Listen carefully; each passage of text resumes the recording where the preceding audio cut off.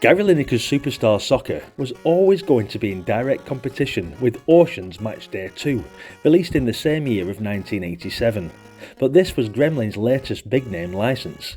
Similar to Mr. Ripman's game, this gives the player the dual aspects of management and real playing action, but approaches them quite differently.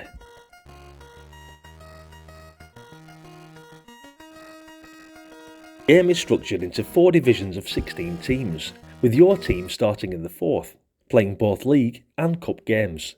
Any of the 4 division tables can be examined, as well as any team statistics, setup and list of players. When you start a match, you can change the control of the coach, centre forward and goalie to human or computer. If all 3 are set to computer control, you can elect not to watch the match, but just let the computer work out the result.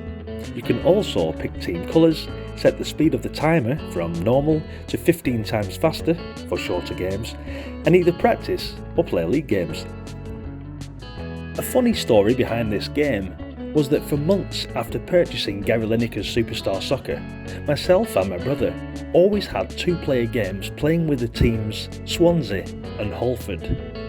This was due to these teams being the default teams chosen at the beginning of a 2-player game, and we didn't even realise you could choose any of the others, until one day we had a eureka moment and figured out how to switch to the much better teams.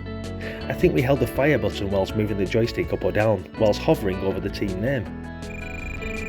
It took us ages to adapt to the speed of these new super teams, but for a long while after this discovery, we always mentioned how we had overlooked the ability to change teams for so long and was playing the game in super slow mode.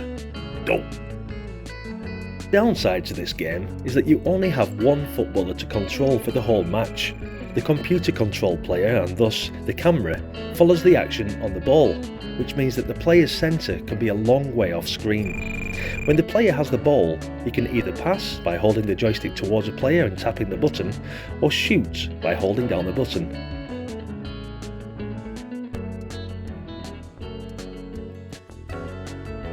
Shots can also be made if the ball is in the air, resulting in either a bicycle kick or a header, depending on the height of the ball. This was awesome to see back in the day, but after you've played this game for an extended period, you'll find your player bicycle kicking at every fire button press. It's like having a mentalist under your control, reminiscent of one of the lads from a Sunday League hopeful team who wants his moment of glory at every single opportunity. It gets a bit annoying after a bit, especially if all you're trying to do is head the ball.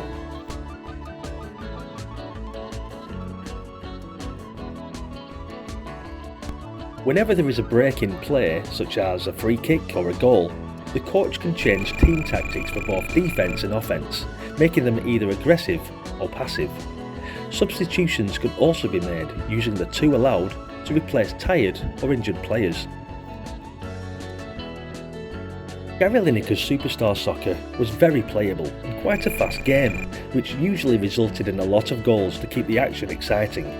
Unfortunately, it also suffers from a lack of realism, partly derived from the unlikely scorelines 27-22, partly from the unusual rules, if the goalie holds the ball for too long, the other side wins a corner, and partly from the sometimes frustrating control method, as mentioned earlier with the bicycle kicks. Aside from this, the game has a good feel to it, is great fun to play, and hits me right in the nostalgia nerve, if there was such a thing. In fact, I implore you to find a friend and load this game up on your Commodore 64 and give it a go. It's addictive fun and should keep you going for a bit in 2-player mode. I know it kept me and my brother going for a long while, as this was one of the games of choice in our household back in 1987.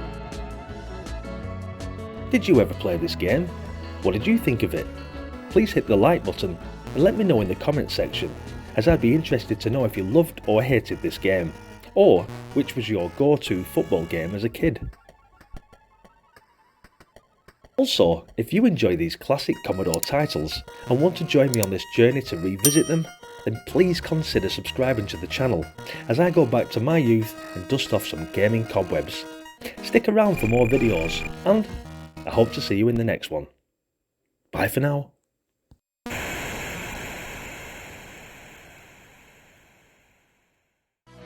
You